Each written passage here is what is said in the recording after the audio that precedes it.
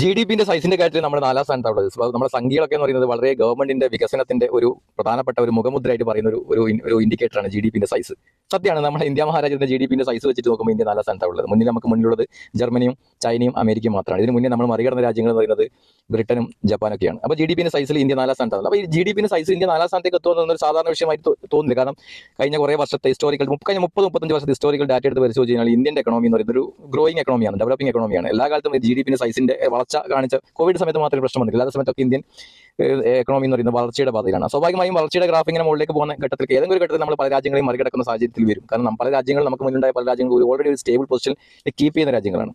അപ്പോൾ നമ്മൾ മറികടക്കുന്നു. അതേപോലെ നമ്മൾ മറികടന്ന് നാലാം സ്ഥാനത്തെത്തി. നമുക്ക് മുന്നിൽ ഇപ്പോൾ ഉള്ളത് പിന്നെ ജർമ്മനിയും ചൈനയും പിന്നെ അമേരിക്കയാണ്. അപ്പോൾ ജർമ്മനിയും നമ്മൾ മറികടക്കും. 2028-30 ജർമ്മനിയെ നമ്മൾ ഒരു പക്ഷേ മറികടക്കും.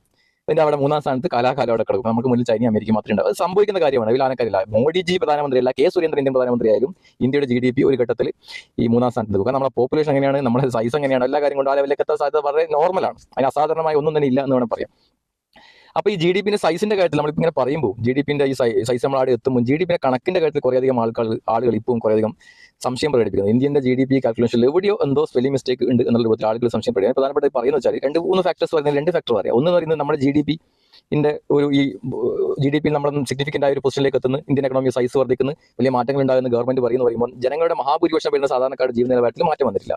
ഏറ്റവും എക്സാമ്പിൾ ആയി പറഞ്ഞാൽ ഇന്ത്യൻ്റെ അഡൽട്ട് പോപ്പുലേഷന്റെ 6% നമ്മുടെ ഇൻകം ടാക്സ് റിട്ടേൺ ഫയൽ ചെയ്യുന്ന പോപ്പുലേഷൻ. അതിലും ഇൻകം ടാക്സ് റിട്ടേൺ ഫയൽ ചെയ്യുന്ന 6% വെറും 2% ആളുകൾക്ക് മാത്രമേ ടാക്സ് ലാബിലിറ്റി പോലും വരുന്നുള്ളൂ. എന്ന് വെച്ചാൽ നമ്മൾ ഇന്ത്യൻ്റെ പേഴ്സണൽ ഇൻകം ടാക്സ് ലാബിലിറ്റി എന്ന് പറയുന്നത് വളരെ വളരെ ഒരു വെറും ശരാശരി ലെവൽ മാത്രമാണ്. ആ ലെവലിൽ പോലും എത്താത്ത വരുമാനമുള്ള ആളുകളാണ് ഇന്ത്യയിൽ ജനങ്ങളിൽ മഹാഭൂരിപക്ഷം എന്ന് പറയുമ്പോൾ. മഹാഭൂരിപക്ഷം എന്ന് പറയുമ്പോൾ ഏകദേശം 98% ജനങ്ങളും അഡൽട്ട് പോപ്പുലേഷൻ അത്തരത്തിലുള്ള ആളുകളെന്ന് പറയുമ്പോൾ ഈ ജി ഡി പിന്റെ വളർച്ചയും ഈ തേങ്ങാക്കൊലിയൊന്നും എവിടെയും ബാധിച്ചിട്ടില്ല എന്നത് ഒന്നാമത്തെ ഒരു ഘടകം പറയും. രണ്ടാമത്തെ ഘടകം എന്ന് പറയുന്നത് ഈ ജി ഡി പിന്റെ വളർച്ച കാണിക്കുന്ന രാജ്യം പുരോഗതിയിലേക്ക് പോകുന്ന എക്കണോമിക് ബൂമിംഗ് ഉണ്ടാകുന്ന ഇൻഡസ്ട്രിയലൈസേഷൻ നടപ്പാക്കുന്നതൊക്കെ നമ്മൾ പലപ്പോഴും പറയുമ്പോൾ ഈ പറയുന്ന രാജ്യങ്ങളൊക്കെ എന്ന് പറഞ്ഞാൽ എനർജി കൺസപ്ഷൻ അതിന് ആനുപാതികമായി വളരും. അതൊക്കെ ഇൻഡസ്ട്രി ബൂമിംഗ് സ്വാഭാവികമായി രാജ്യത്തെ എനർജിന്റെ കൺസപ്ഷൻ കൂടുമല്ലോ. ഇലക്ട്രിസിറ്റി ആയാലും മറ്റു ആൾട്ടർനേറ്റീവ് എനർജി ആയാലും അതിന്റെ കൺസപ്ഷൻ കൂടും. ഇന്ത്യയിൽ ജി ഡി പിന്റെ വളർച്ചയോ അല്ലെങ്കിൽ ഇൻഡസ്ട്രിയൽ ഗ്രോത്തോ സംഭവിക്കുന്ന ഒരു ഘട്ടത്തിലും ഇന്ത്യയുടെ ആനുപാതികമായിട്ടുള്ള എനർജി കൺസപ്ഷൻ വരുന്നില്ല എന്നുള്ളത് ആളുകളെ പലരും സംശയത്തിന്റെ നമ്മളെന്തോ ഒരു പ്രശ്നമുണ്ട് എന്ന് പറയപ്പെടുന്നുണ്ട്.